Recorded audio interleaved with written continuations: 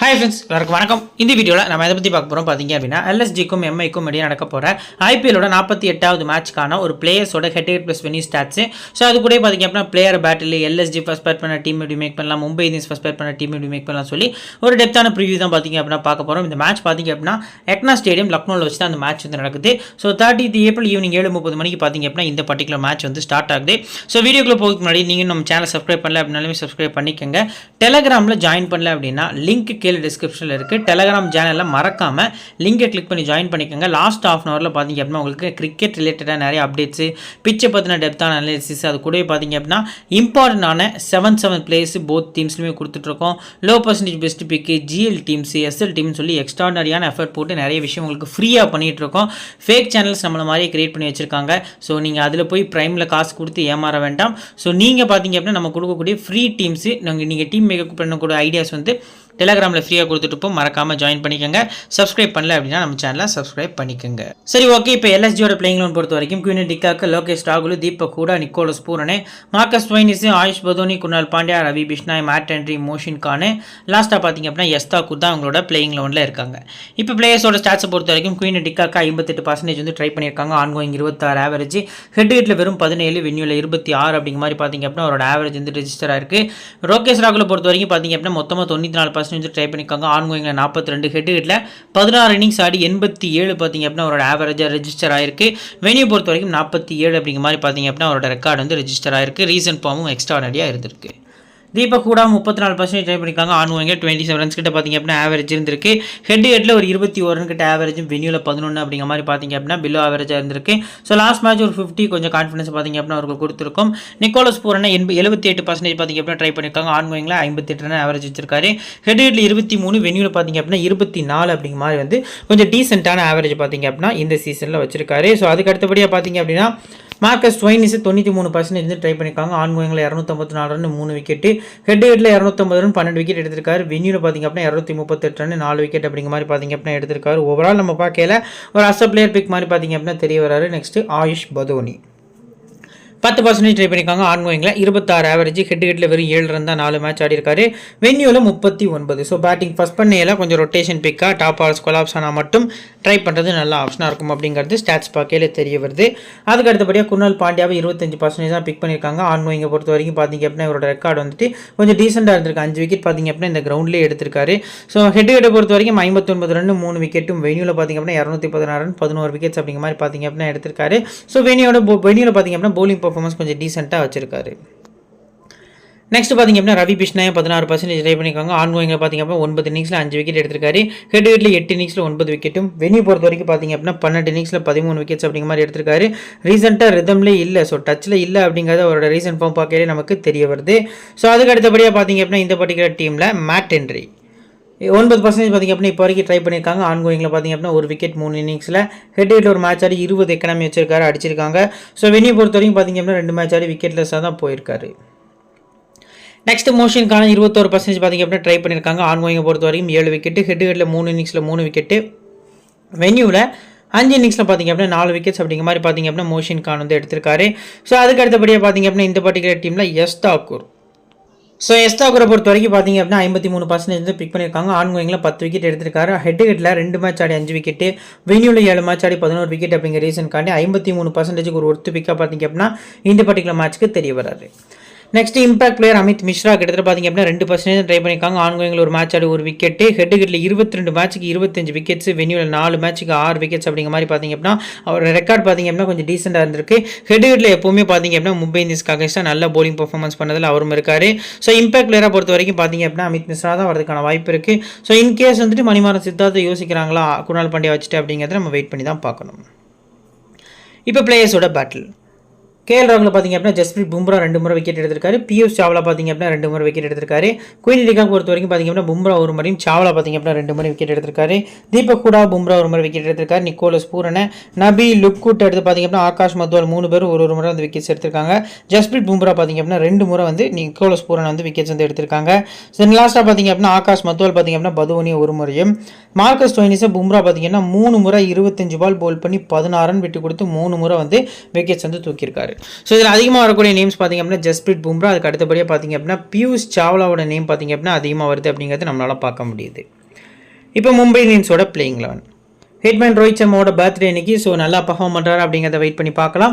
So Ishan Kishan, Tilak Varma, Nehal Wadhera, Hardik Pandya, Tim David, Mohammad Nabi, Piyush Chawla, லுக்குட்டி, Jasprit Bumrah, Nuwan Thushara. So இதான் பார்த்திங்க அப்படின்னா மும்பை இந்தியன்ஸோட பிளேயிங் 11 அப்படிங்கிற மாதிரி பார்த்திங்க அப்படின்னா இருந்திருக்கு. இப்போ பிளேயர் ஸ்டாட்ஸை பொறுத்த வரைக்கும் பார்த்திங்க அப்படின்னா ரோஹித் சர்மா ஹெட் ஹிட்டை பொறுத்த வரைக்கும் பார்த்திங்க அப்படின்னா கொஞ்சம் டீசென்டான ஆவரேஜ் 23 அப்படின்னு சொல்லி வச்சிருக்காரு. 87% இன்னைக்கு ட்ரை பண்ணியிருக்காங்க. 38 ஆன்கோயிங் சீரிஸ் ஆவரேஜ் ஆகும். வென்யூவில் 37 ஒரு மேட்ச் ஆடி பார்த்திங்க அப்படின்னா ஸ்கோர் பண்ணி ட்ரீம் டீமில் வந்திருக்காரு. ஸோ இஷான் கிஷான் 79% ட்ரை பண்ணியிருக்காங்க. ஆன்கோயிங்கில் 23 ஆவரேஜ், ஹெட் ஹிட்டில் 23 வென்யூவில் ஒரு மேட்ச் ஆடி 59 அப்படிங்கிற மாதிரி பார்த்திங்க அப்படின்னா இஷான் கிஷானோட ரெக்கார்ட் பார்த்திங்க அப்படின்னா ரெஜிஸ்டர் ஆயிருக்கு. ஸோ அதுக்கு அடுத்தபடியே பார்த்திங்க அப்படின்னா திலக் வர்மாவை 86% பார்த்திங்க அப்படின்னா பிக் பண்ணியிருக்காங்க. So 48 ongoing average, leading run ஸ்கோராக மும்பை இந்தியன்ஸ்க்கு இப்போ திலக் வர்மா தான் இருக்காரு. ஹெட் ஹிட்டில் 30 வென்யூவில் ப்ளே பண்ணது கிடையாது. ஸோ 3 இன்னிங்ஸ் ஆடி 30 டீசெண்டாக வச்சிருக்காரு. ஸோ இவரை பொறுத்த வரைக்கும் ஆப்போசிட் டீமில் வீக்னஸ் இருக்கு, ஆஃப் ஸ்பின்னர்ஸ்னா கிடையாது. ஸோ தீபக் ஹூடா மட்டும் தான் பார்த்திங்க அப்படின்னா ஒரு ஸ்பின்னராக இருக்காரு. அவருக்கும் மோஸ்ட் கொடுக்க சான்ஸ் கம்மி தான். ஸோ அந்த வகையில் பார்க்கல திலக் வர்மா பார்த்திங்க அப்படின்னா ஒரு சூப்பரான பிக்கப் பார்த்திங்க அப்படின்னா தெரிய வர்றாரு. லாஸ்ட் ப்ளே பண்ண ஒரு மேட்ச், அந்த ஒரு மேட்ச் 16, அதுக்கு அடுத்த எல்லா மேட்சுமே பார்த்திங்க அப்படின்னா செம்ம பேட்டிங் பர்ஃபார்மன்ஸ் வந்து இந்த யங் டேலண்டட் பிளேயர்ஸ்ட்டு வந்து இருந்திருக்கு.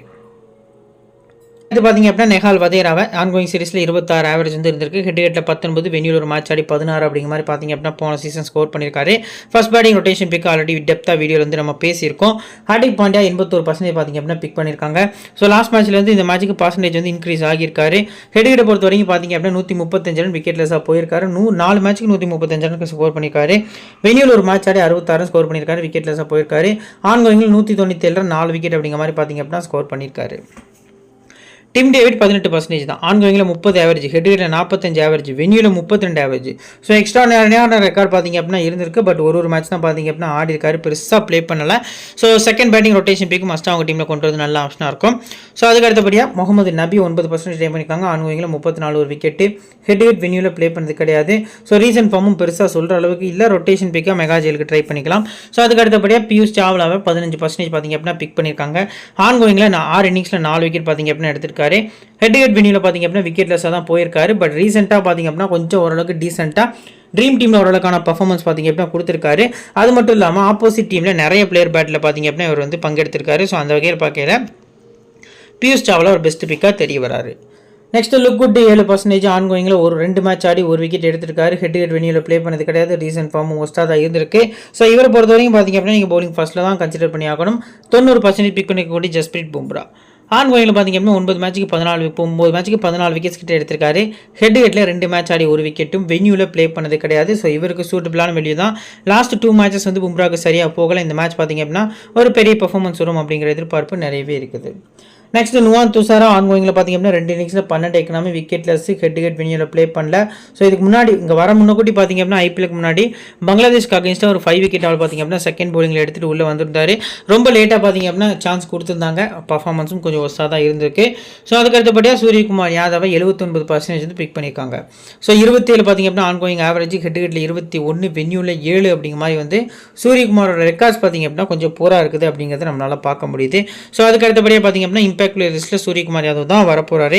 ஸோ ஆகாஷ் மத்வால் உள்ள 11ல் ஆடுற மாதிரி வந்துச்சு அப்படின்னா நீங்கள் மஸ்ட் அவரை கொண்டு வரது நல்ல ஆப்ஷனாக இருக்கும். அதுக்கு அடுத்தபடியாக பார்த்திங்க அப்படின்னா இப்போ பிளேயர் பேட்டில் ரோஹித் சர்மா பார்த்திங்க அப்படின்னா அமித் மிஸ்ரா 7 முறை விக்கெட் எடுத்திருக்காரு. 97 பால் ஃபேஸ் பண்ணி 87 ரன் தான் ரோஹித் சர்மா ஸ்கோர் பண்ணியிருக்காரு. பிஷ்னாய் 2 முறையும், Kunal Pandya. So opposite team அதாவது எல்எஸ்ஜியோட ஸ்பின்னர்ஸ் பார்த்திங்க அப்படின்னா ரோஹித் சர்மா கொஞ்சம் ஸ்ட்ரகிள் பண்ணியிருக்காங்க.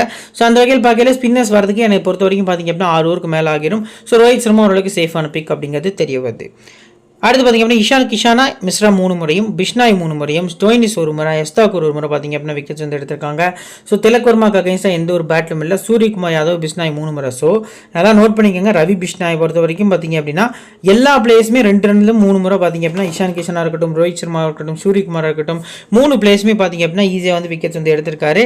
ஸ்டோயினிஸ் 1 முறையும், எஸ்தாக்கூர் 1 முறையும் பார்த்திங்க அப்படின்னா சூரியகுமார் விக்கெட்ஸ் வந்து எடுத்திருக்காங்க. தென் லாஸ்ட்டாக பார்த்திங்க அப்படின்னா டிம் டேவிட்டை, எஸ்தாக்கூர் 1 முறை விக்கெட் எடுத்திருக்காரு. ஹர்திக் பாண்டியா, மிஸ்ரா 2 முறை 14 பால் ஃபேஸ் பண்ணி 9 ரன் தான்.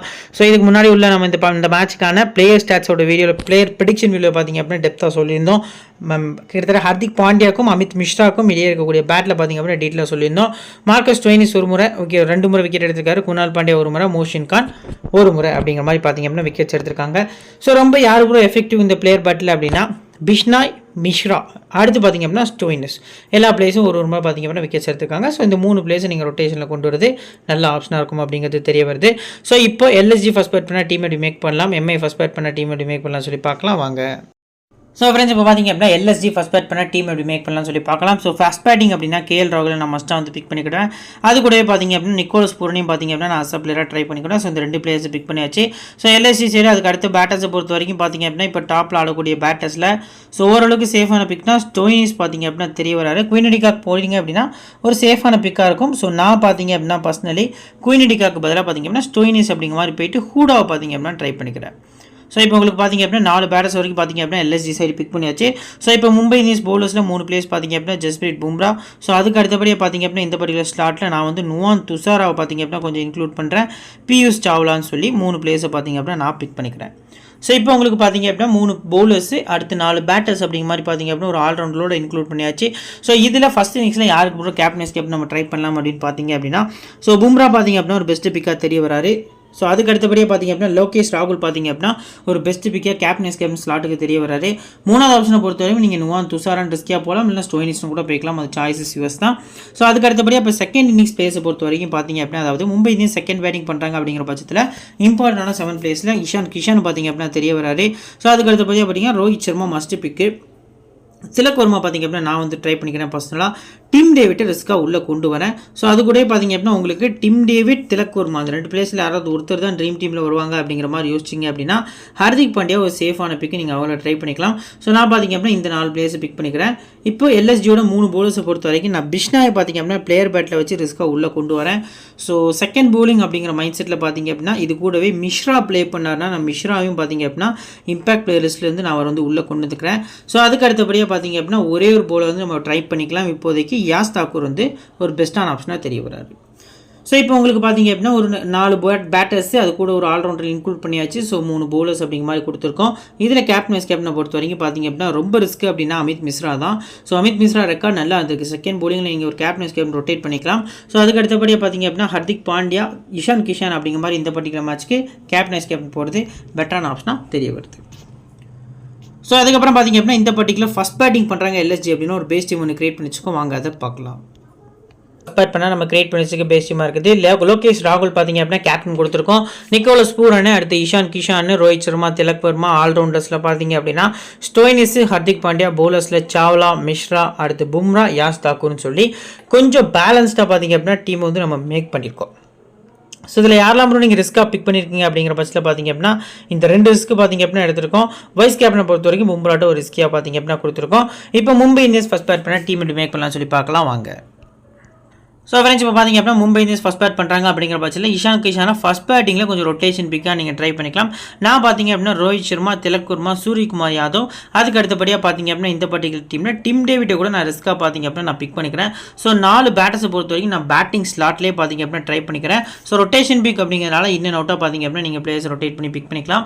ஸோ இப்போ எல்எஸ்ஜி பவுலர்ஸை பொறுத்த வரைக்கும் பார்த்தீங்க அப்படின்னா பர்டிகுலர்லி நான் ட்ரை பண்ணக்கூடிய பவுலர்ஸில் பார்த்தீங்க அப்படின்னா ஃபஸ்ட் பவுலிங்னா மோஷின் கான் பார்த்தீங்க அப்படின்னா ட்ரை பண்ணிக்கிடுவேன். ஸோ அது கூடவே பார்த்தீங்க அப்படின்னா மேட் ஹென்ரியை பார்த்தீங்க அப்படின்னா ஃபர்ஸ்ட் பவுலிங்னா அஸ் பிளேயரை இன்க்ளூட் பண்ணிக்கிடுவேன். ஸோ அதுக்கு அடுத்தபடியாக பிஷ்னாய்க்கு வந்துட்டு ஓவர்ஸ் கொடுக்கறது கிடையாது. ஸோ நீங்கள் பிஷ்னாய் கூட கம்பேர் பண்ணல குர்னால் பாண்டியன் போனால் சேஃபான ஆப்ஷனாக இருக்கும். ஸோ பர்சன்டேஜ் வைஸாகவும் பார்த்தீங்க அப்படின்னா பெருசாக டிஃபரன்ஸ் ஒன்றும் இல்லை. ஸோ நம்ம பார்த்தீங்க அப்படின்னா குர்னால் பாண்டியா அதிக ஓவர்ஸும் போல் பண்ண கொடுக்காங்க, பேட்டிங்கும் கொஞ்சம் டீசெண்டாக ஆட முடியும். ஸோ குர்னால் பாண்டியா அப்படிங்கிற மாதிரி பார்த்தீங்க அப்படின்னா நம்ம ட்ரை பண்ணியாச்சு. ஸோ இப்போ உங்களுக்கு கேப்டனை பொறுத்த வரைக்கும் பர்டிகுலர்லி இந்த இன்னிங்ஸில் பார்த்தீங்க அப்படின்னா யாருக்கெல்லாம் ட்ரை பண்ணலாம் அப்படின்னா மோஷின் கான் இல்லை மேட் ஹென்ரியை பார்த்தீங்க அப்படின்னா நீங்கள் ரொட்டேஷனில் ஃபஸ்ட் பவுலிங்கில் கேப்டன் ட்ரை பண்ணிக்கலாம். அதுக்கு அடுத்தபடியாக பார்த்தீங்க அப்படின்னா சூரியகுமார் யாதவ் பார்த்தீங்க அப்படின்னா ஒரு பெஸ்ட்டு கேப்டன் சாய்ஸ்க்கு இருக்காரு. ஸோ அதுக்கு அடுத்தபடியாக திலக் வர்மா. ஸோ இந்த 3 பிளேஸில் பார்த்தீங்க அப்படின்னா கேப்டன் சாய்ஸாக நீங்கள் ரொட்டேட் பண்ணி பிக் பண்ணுறது நல்ல ஆப்ஷனாக இருக்கும். இப்போ செகண்ட் இன்னிங்ஸ் பிளேஸ் அதாவது எல்எஸ்ஜி செகண்ட் பேட்டிங் பண்ணாங்க அப்படின்னா யாருக்கு இம்பார்ட்டன்ஸ் கொடுக்கலாம் அப்படின்னா கேஎல் ராகுல், நிக்கோலஸ் பூரன், குயின் டிகாக்னு சொல்லி இந்த 3 பிளேஸுமே பார்த்தீங்க அப்படின்னா அதில் இம்பார்ட்டன்ட் பிக்ஸாக பார்த்தீங்க அப்படின்னா தெரிய வராங்க செகண்ட் பேட்டிங்கில். ஸோ அதுக்கு அடுத்தபடியாக பார்த்தீங்க அப்படின்னா இப்போ டாப்பில் யாரும் நம்ம ட்ரை பண்ண போகிறது கிடையாது. ஸ்டோயினிஸோட இம்பாக்ட் வந்து அதிகமாக இருக்கும் அப்படிங்கிற ரீசன் காண்டி ஸ்டோயினிஸை பார்த்தீங்க அப்படின்னா இதில் உள்ள கொண்டு வந்துக்கிட்டோம். ஸோ அதுக்கு அடுத்தபடியாக பார்த்தீங்க அப்படின்னா மும்பை இந்தியன்ஸோட பவுலிங் யூனிட்டை பொறுத்த வரைக்கும் பார்த்தீங்க அப்படின்னா செகண்ட் பவுலிங்னாலும் நான் ஜஸ்பிரீத் பும்ரா, அடுத்து பார்த்தீங்க அப்படின்னா பியூஷ் சாவ்லான் தான் போக போகிறேன். ஸோ இன்க்ளூடட் ஹர்திக் பாண்டியா பார்த்தீங்க அப்படின்னா எக்ஸ்ட்ரா ஒரு பேட்டிங் ஆப்ஷன் இருக்க ரீசன் காட்டி உள்ளே கொண்டு வந்துருக்கிறேன். ஸோ இப்போ இந்த பர்டிகுலர் இன்னிங்ஸில் பார்த்தீங்க அப்படின்னா கேப்டன் வைஸ் கேப்டன் சொல்லுங்க ப்ரோ அப்படி மாதிரி கேட்டிங்க அப்படின்னா செகண்ட் பவுலிங்கில் பியூஷ் சாவ்லா ரொம்ப ரிஸ்கியான பிக்கா, அடுத்து பார்த்தீங்க அப்படின்னா குயினன் டிக்காக்கு. ஸோ அதுக்கு அடுத்தபடியே பார்த்தீங்க அப்படின்னா இந்த 2 பிளேஸில் யாராவது ஒருத்தர் கொடுத்துக்கலாம். இந்த 2 பிளேஸில் யாருக்கு ப்ரோ அதிக அட்வான்டேஜ் இருக்குன்னா மார்க்கஸ் ஸ்டோயினிஸ்க்கு கொஞ்சம் அதிக அட்வான்டேஜ் இருக்குது அப்படிங்கிறதையும் நான் மென்ஷன் பண்ணுறேன். ஸோ இப்போ மும்பை இந்தியன்ஸ் ஃபர்ஸ்ட் பேர் பண்ண பேசிக் ஒன்று கிரியேட் பண்ணி வச்சுக்கோ, வாங்க அதை பார்க்கலாம். ஸோ ஃப்ரெண்ட்ஸ் இதான் பார்த்தீங்க அப்படின்னா மும்பை இந்தியன்ஸ் ஃபர்ஸ்ட் பேட் பண்ணால் நம்ம கிரியேட் பண்ணி வச்சுக்க டீமாக இருக்குது. ஸோ விக்கெட் கீப்பர்ஸில் குயினன் டிக்காக்கு, ராகுல், நிக்கோலஸ் பூரன் சொல்லி 3 பிளேஸ் ட்ரை பண்ணியிருக்கோம். பேட்டர்ஸில் ரோஹித் சர்மா, சூரியகுமார் யாதவ், திலக் வர்மான்னு சொல்லி 3 பிளேஸும். ஆல்ரவுண்டர்ஸில் ஸ்டோயினிஸ், ஹர்திக் பாண்டியா, பவுலர்ஸை பொறுத்த வரைக்கும் பியூஷ் சாவ்லா, ஜஸ்பிரீத் பும்ரா, லாஸ்ட்டாக அடுத்து பார்த்தீங்க அப்படின்னா மோஷின் கான் அப்படிங்கிற மாதிரி ரிஸ்க்கை உள்ளே கொண்டு வந்திருக்கோம்.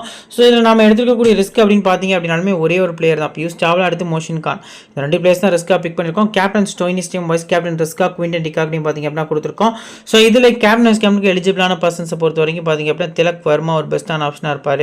ஸோ அவர் கூடவே Jasprit Bumrah, PS Chawla, so Nicholas Pooran இவங்கெல்லாம் பார்த்தீங்க அப்படின்னா கேப்டன் வைஸ் கேப்டனுக்கு நீங்கள் மல்டிபிள் சாய்ஸில் வந்து ட்ரை பண்ணுறது நல்ல ஆப்ஷனாக இருக்கும்.